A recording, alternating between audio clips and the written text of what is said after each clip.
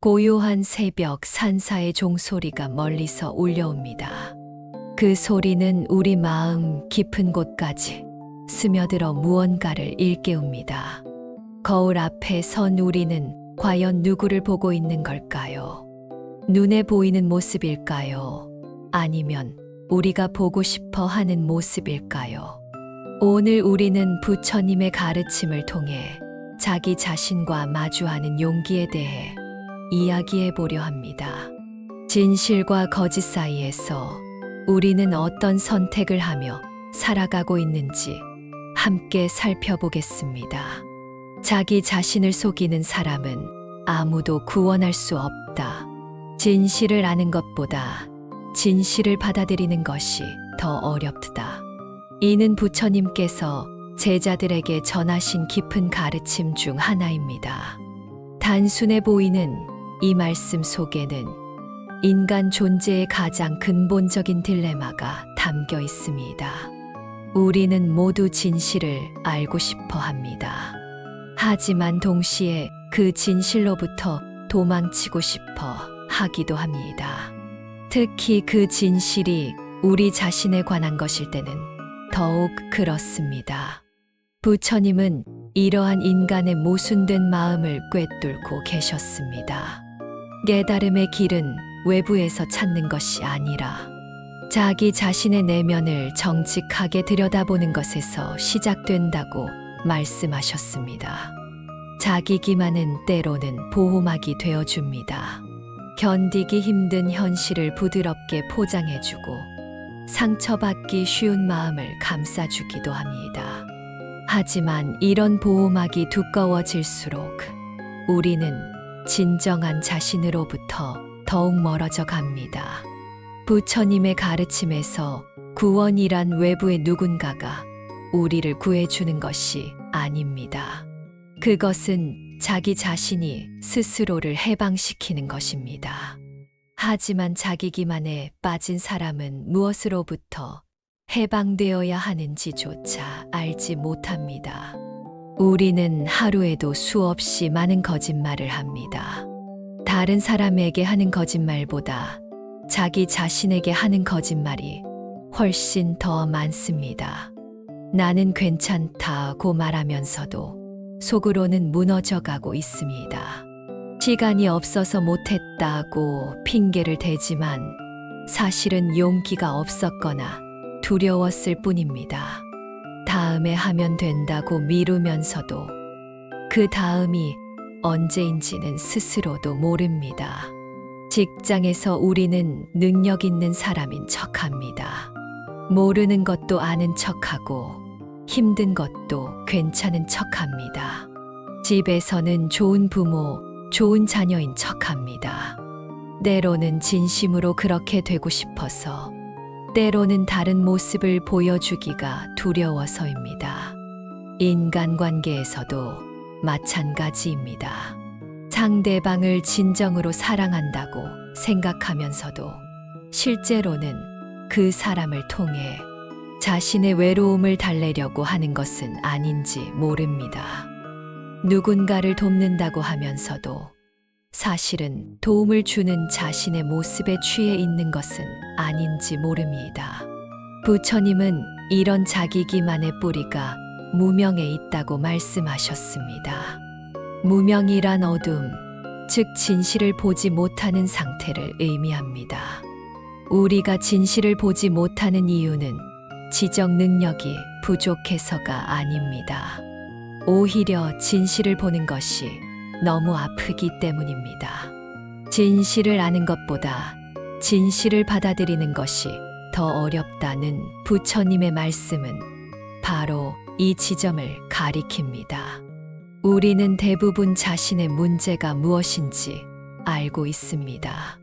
게으른 것도, 화를 잘 내는 것도, 질투심이 강한 것도, 이기적인 것도 사실은 다 알고 있습니다. 하지만 그것을 온전히 받아들이는 것은 별개의 문제입니다. 받아들인다는 것은 변명하지 않는다는 뜻입니다. 합리화하지 않는다는 뜻입니다. 나도 어쩔 수 없었다. 상황이 그랬다.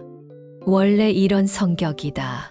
같은 방어막을 걷어내고 있는 그대로의 자신과 마주서는 것입니다. 이런 마주섰음이 절망을 가져다 주지는 않습니다. 오히려 해방을 가져다 줍니다. 더 이상 가짜 자신을 연기할 필요가 없으니까요. 더 이상 완벽한 척 할 필요가 없으니까요. 부처님께서 성도하시기 전 보리수 아래에서 겪으신 마라의 유혹도 결국 자기 기만과의 싸움이었습니다. 마라는 부처님에게 속삭였습니다. 너는 이미 충분히 수행했다. 이제 그만 편안히 쉬어도 된다. 하지만 부처님은 그 달콤한 유혹을 뿌리치고 끝까지 진실과 마주하셨습니다. 자기 기만은 어디서 시작될까요? 부처님은 그 뿌리를 탐진치에서 찾으셨습니다. 탐욕은 우리로 하여금 더 많이 가지고 싶게 만듭니다. 더 많은 사랑, 더 많은 인정, 더 많은 성공을 원합니다. 그런데 현실은 우리의 욕망을 모두 채워주지 않습니다. 그럴 때 우리는 현실을 부정하거나 왜곡합니다. 나는 원래 그런 것에 관심 없었다고 스스로를 속입니다. 성냄은 우리로 하여금 남을 탓하게 만듭니다. 내 잘못은 보지 않고 다른 사람의 잘못만 봅니다. 내가 화를 낸 건 저 사람 때문이다. 내가 실패한 건 환경 때문이다 라고 생각합니다. 이렇게 해서 자신의 책임을 피하려고 합니다. 어리석음은 가장 교묘한 자기 기만을 만들어냅니다. 나는 아직 깨닫지 못했을 뿐이다. 언젠가는 알게 될 것이다 라고 말하면서 지금 이 순간의 노력을 피합니다. 모르는 것을 모른다고 인정하는 것이 어리석음을 벗어나는 첫걸음인데 오히려 모르는 것을 숨기려고 합니다.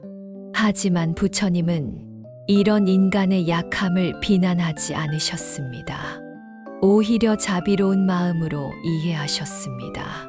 자기 기만은 고통을 피하려는 인간의 본능적 반응이니까요. 그렇다면 자기 기만에서 벗어나는 길은 무엇일까요? 부처님은 그 답을 정념에서 찾으셨습니다. 정념이란 바른 알아차림을 의미합니다. 지금 이 순간 내가 무엇을 생각하고 무엇을 느끼고 무엇을 하고 있는지를 있는 그대로 알아차리는 것입니다. 아침에 일어나서 오늘도 힘든 하루가 시작된다고 생각하는 자신을 알아차립니다. 그리고 스스로에게 묻습니다. 정말 힘들까? 아니면 내가 힘들다고 미리 결정해버린 걸까? 누군가와 대화할 때 상대방의 말을 진짜로 듣고 있는지, 아니면 내가 하고 싶은 말만 생각하고 있는지 알아차립니다. 화가 났을 때 저 사람이 나를 화나게 했다고 생각하는 대신 지금 내가 화를 내고 있구나라고 알아차립니다. 이 작은 차이가 큰 변화를 만들어냅니다. 정념은 판단하지 않습니다. 좋다 나쁘다를 가리지 않고 그저 있는 그대로를 봅니다. 마치 맑은 거울이 있는 그대로를 비추듯이 말입니다. 자기 기만에서 벗어나는 것은 하루아침에 이루어지지 않습니다. 오랜 시간에 걸쳐 쌓인 습관을 바꾸는 일이니까요. 처음에는 진실한 자신의 모습이 너무 초라해 보일 수도 있습니다. 포장되지 않은 날 것의 모습은 때로 민망하고 부끄럽습니다. 하지만 이것이 진정한 출발점입니다. 부처님은 자신을 섬과 같이 여기라고 말씀하셨습니다. 다른 사람의 인정이나 사회의 기준에 휩쓸리지 말고 자신만의 확고한 중심을 가지라는 뜻입니다. 하지만 이 섬은 고립된 섬이 아닙니다. 진실한 자신과 만날 때 비로소 다른 사람들과도 진실하게 만날 수 있습니다. 가면을 벗고 사는 사람끼리는 서로를 진정으로 이해할 수 있으니까요. 자기 기만에서 벗어나는 과정은 마치 양파 껍질을 하나씩 벗겨내는 것과 같습니다. 겉껍질을 벗기면 또 다른 껍질이 나타나고 그것을 벗기면 또 다른 껍질이 나타납니다. 처음에는 언제 끝날지 막막해 보입니다. 하지만 놀라운 것은 껍질을 벗길 때마다 더 신선한 자신을 만나게 된다는 것입니다. 더 솔직한 자신, 더 용감한 자신, 더 자비로운 자신을 발견하게 됩니다. 부처님의 가르침에서 중요한 것은 자기 자신에게 솔직해야 한다는 것과 동시에 그 솔직함이 자비로워야 한다는 것입니다. 자신의 단점을 인정한다고 해서 자신을 미워해야 하는 것은 아닙니다. 오히려 불완전한 자신을 그대로 받아들이고 사랑하는 것이 진정한 자비입니다. 나는 때로 이기적이구나라고 인정할 때 그것은 자기를 괴롭히기 위함이 아닙니다. 더 나은 사람이 되기 위한 첫걸음입니다. 나는 아직 부족한 게 많구나라고 받아들일 때 그것은 절망이 아닙니다. 무한한 성장 가능성을 인정하는 것입니다. 부처님께서 모든 중생이 불성을 가지고 있다고 말씀하신 것도 바로 이런 의미입니다. 지금 당장은 불완전해 보여도 누구나 깨달음의 가능성을 가지고 있다는 뜻입니다. 자기에게 진실해지면 다른 사람과의 관계도 달라집니다. 더 이상 상대방을 속이려 하지 않습니다. 완벽한 척하지도 않고 강한 척하지도 않습니다. 있는 그대로의 모습을 보여주는 것이 두렵지 않아집니다. 오히려 이런 솔직함이 더 깊은 관계를 만들어냅니다. 서로의 상처와 약함을 나눌 수 있고 진정한 위로와 격려를 주고받을 수 있습니다. 부처님과 제자들의 관계도 그랬습니다. 부처님은 제자들 앞에서 자신이 모든 것을 다 아는 완전한 존재인 척하지 않으셨습니다. 오히려 함께 진리를 찾아가는 동반자가 되어 주셨습니다. 나도 처음에는 많은 실수를 했다. 나도 유혹에 흔들린 적이 있다고 솔직하게 말씀하심으로써 제자들이 자신의 불완전함을 부끄러워하지 않도록 도와주셨습니다. 자기 기만의 가장 큰 특징 중 하나는 현재를 피하려 한다는 것입니다. 과거의 영광에 취하거나 미래의 희망에 의존합니다. 하지만 진실은 언제나 현재에 있습니다. 부처님은 과거는 이미 지나갔고 미래는 아직 오지 않았다. 오직 현재 이 순간만이 우리의 것이다 라고 말씀하셨습니다. 현재 이 순간 나는 무엇을 하고 있을까요? 정말로 지금 여기에 있을까요? 아니면 마음은 다른 곳에 가 있을까요? 지금 이 순간 나는 누구일까요? 과거의 성공이나 실패로 정의되는 나일까요? 미래의 꿈이나 계획으로 포장된 나일까요? 아니면 바로 지금 여기 이 자리에서 숨 쉬고 있는 그대로의 나일까요? 현재 순간과 진실하게 만날 때 우리는 자기 기만에서 벗어날 수 있습니다. 현재는 거짓말을 허용하지 않으니까요. 지금 이 순간은 있는 그대로만 존재할 뿐입니다. 부처님의 가르침을 일상에서 실천하는 것은 거창한 의식이나 특별한 장소가 필요한 일이 아닙니다. 아침에 일어나서 세수를 할 때 거울 속 자신과 눈을 마주치며 오늘 하루 진실하게 살아보자고 다짐하는 것부터 시작할 수 있습니다. 식사를 할 때 정말로 음식의 맛을 느끼며 먹고 있는지 아니면 딴 생각을 하며 기계적으로 먹고 있는지 알아차려 봅니다. 누군가와 대화할 때 상대방의 말에 진정으로 귀 기울이고 있는지 아니면 내가 할 말만 생각하고 있는지 돌아봅니다. 화가 날 때 왜 저 사람이 나를 화나게 하지? 라고 생각하는 대신 지금 내가 화를 내고 있구나. 이 화의 진짜 원인은 무엇일까? 라고 자문해 봅니다. 이런 작은 실천들이 쌓여서 큰 변화를 만들어냅니다. 부처님도 큰 항아리도 물 한 방울씩 모여서 가득 찬다고 말씀하셨듯이 말입니다. 진실한 삶을 살려고 노력해도 우리는 여전히 자기를 속일 때가 있습니다. 완벽하게 깨어 있을 수는 없으니까요. 중요한 것은 실패했을 때 자신을 비난하지 않는 것입니다. 또 실수했구나라고 인정하고 다시 시작하면 됩니다. 부처님의 제자 중에 아난다라는 분이 계셨습니다. 부처님의 가장 가까운 시자였지만 부처님이 인멸하실 때까지도 완전한 깨달음을 얻지 못했습니다. 하지만 부처님은 아난다를 탓하지 않으셨습니다. 오히려 꾸준히 정진하도록 격려해 주셨습니다. 결국 아난다는 부처님이 인멸하신 후에야 완전한 깨달음을 얻었습니다. 그의 이야기는 우리에게 중요한 교훈을 줍니다. 깨달음에는 정해진 시간표가 없다는 것, 그리고 포기하지 않는 한 언제든 가능하다는 것입니다.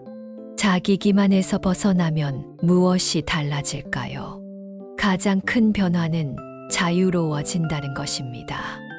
더 이상 가짜 자신을 연기할 필요가 없으니 에너지가 절약됩니다. 다른 사람의 시선을 의식하느라 소모되던 에너지를 진정으로 중요한 일에 쓸 수 있습니다. 실수를 해도 세상이 끝나지 않는다는 것을 깨닫습니다. 완벽하지 않아도 괜찮다는 것을 받아들입니다. 이런 받아들임이 오히려 더 나은 사람이 되게 해줍니다. 다른 사람을 판단하는 일도 줄어듭니다.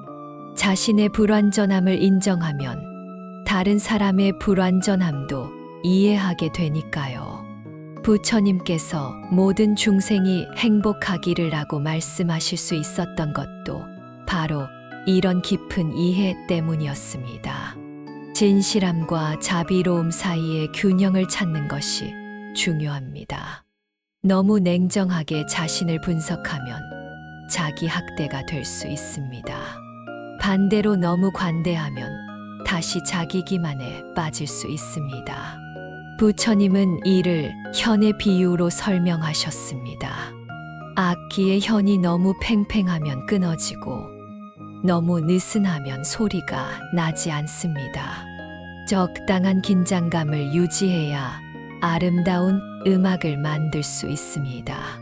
자기 자신에 대한 태도도 마찬가지입니다.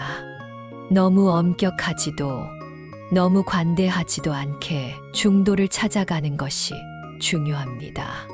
자기 자신을 속이는 사람은 아무도 구원할 수 없다는 부처님의 말씀은 단순히 경고가 아닙니다.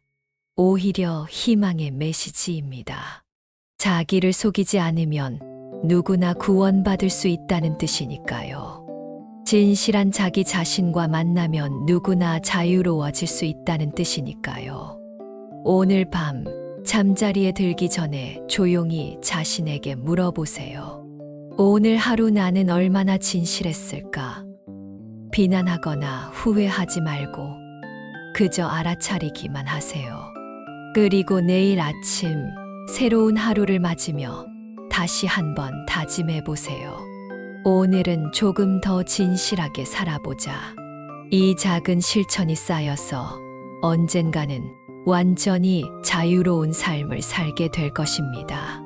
강물이 바다로 흘러가듯이 우리의 진실한 마음도 깨달음의 바다로 흘러갈 것입니다. 고요한 마음으로 오늘을 마무리합니다. 내일도 우리는 계속해서 진실을 향해 걸어갈 것입니다.